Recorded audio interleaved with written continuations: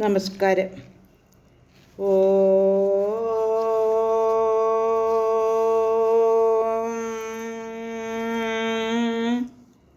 ഓ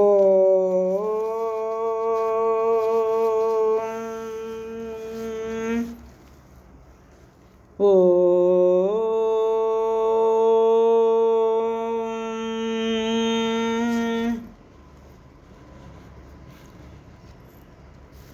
കുജനം രാമ രാമേതി മധുരം മധുരാക്ഷരം ആരുഹ്യ കവിതാശാഖാം വന്ദേ വാൽമീകി കോകിലം. രമായ രാമഭദ്രയ രാമചന്ദ്രായ വേധസേ രഘുനാഥായ നാഥായ സീതായ പതയേ നമഃ. മനോജവം മാരുതതുല്യവേഗം ജിതേന്ദ്രിയം ബുദ്ധിമതാം വരിഷ്ഠം വാതാത്മജം വാനരയൂഥമുഖ്യം ശ്രീരാമദൂതം ചരണം പ്രപദ്യേ. ശ്രീമദ് വാൽമീകി രാമായണം ആരണ്യകാണ്ഡം ത്രയോവിംശ സർഗഃ 23-ാം സർഗം. ഇപ്പോൾ ഖരൻ 14,000 ഭടന്മാരോടുകൂടി രാമനെ യുദ്ധത്തിൽ നേരിടുവാനായി തിരിച്ചിരിക്കുകയാണ്. അവർ അങ്ങനെ പോകുന്ന വഴിയിലെല്ലാം അശുഭകരങ്ങളായ കാഴ്ചകൾ കാണാനിടയായി. ജയം ഖരന് ഒരിക്കലും ഉണ്ടാവുകയില്ല എന്ന് സൂചിപ്പിക്കുന്ന തരത്തിലുള്ള അശുഭകരങ്ങളായ കാഴ്ചകൾ. ഘോര വന്മേഘത്തെ കണ്ടു ചോരമഴ ഉതിർത്തുകൊണ്ട്. അതുപോലെ തന്നെ രാജമാർഗത്തിൽ സഞ്ചരിച്ചു കൊണ്ടിരിക്കുന്ന രഥത്തിൽ പൂട്ടിയ അതിവേഗമുള്ള കുതിരകൾ ഒരു കാരണവും കൂടാതെ കാലിടറി വീണു. സൂര്യന് ചുറ്റും തീനാളം കൊണ്ടുള്ള വൃത്തം പോലെ ഒരു പരിവേഷമുണ്ടായി. അതുപോലെ സ്വർണ്ണ കൊടിമരത്തിൻ്റെ ഉയർന്നു നിൽക്കുന്ന ധ്വജത്തിന് ചുറ്റും ഒരു കഴുകൻ പറന്നു നടന്നു. ജനസ്ഥാന സമീപത്ത് മാംസം ഭക്ഷിക്കുന്ന മൃഗങ്ങളെയും പക്ഷികളെയുമൊക്കെ കാണാനിടയായി. അതുപോലെ തന്നെ അമംഗളം സൂചിപ്പിക്കുന്ന വിധത്തിൽ പെൺകുറുക്കന്മാർ വളരെ ഭീകര സ്വരങ്ങൾ പുറപ്പെടുവിച്ചു.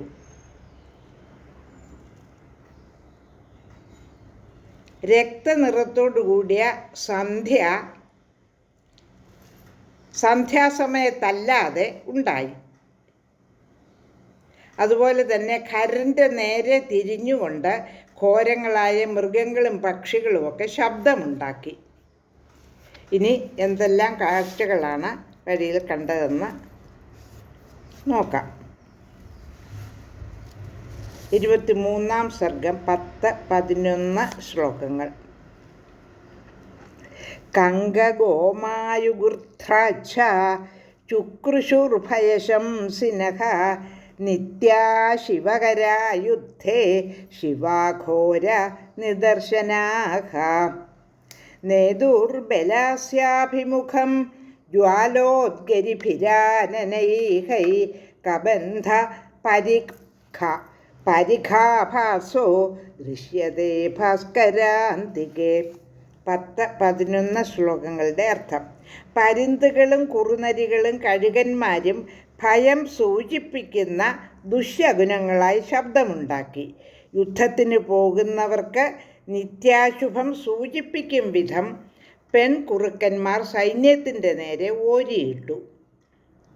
വായിൽ നിന്ന് തീജ്വാല പരത്തിക്കൊണ്ട് ഇരുമ്പുലക്ക പോലെ ശിരസില്ലാത്ത ഒരു രൂപം ഭാസ്കരൻ അരികെ പ്രത്യക്ഷമായി. ശ്ലോകം 12. ജഗ്രാഹ സൂര്യം സ്വർഭാനുരപർവണി മഹാഗ്രഹഃ പ്രവാദീ മാരുതശീഘ്രം നിഷ്പ്രഭോഭൂത് ദിവാകരഃ. രാഹു മഹാഗ്രഹം പൗർണമിയിലല്ലാതെ സൂര്യനെ ഗ്രസിച്ചു. യാത്രക്കാർക്കെതിരായി കാറ്റ് ആഞ്ഞുവീശി.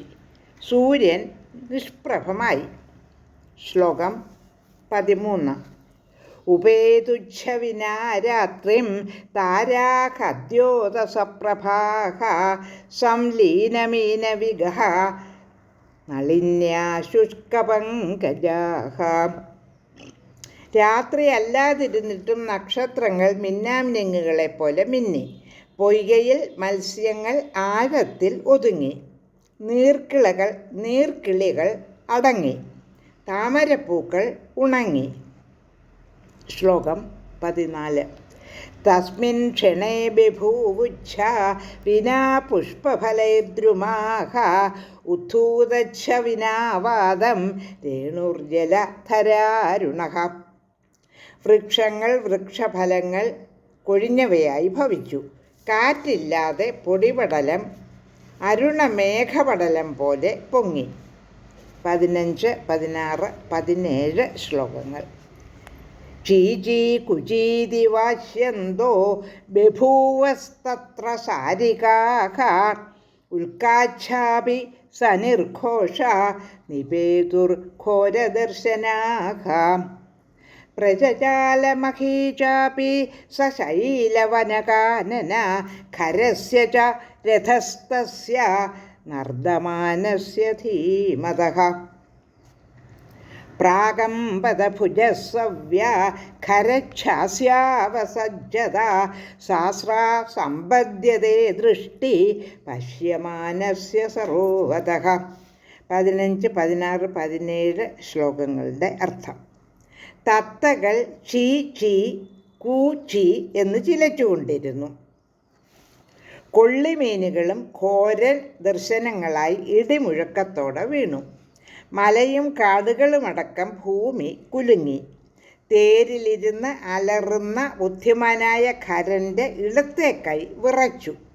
ഒച്ച അടഞ്ഞു. എല്ലാം നോക്കിക്കൊണ്ടിരുന്ന ഖരൻ്റെ കണ്ണിൽ നീര് ഉളവായി. 17 ശ്ലോകങ്ങളാണ് പാരായണം ചെയ്തത്. സർഗം 23. ലോകാ സമസ്ത സുഖിനോ ഭവന്തു.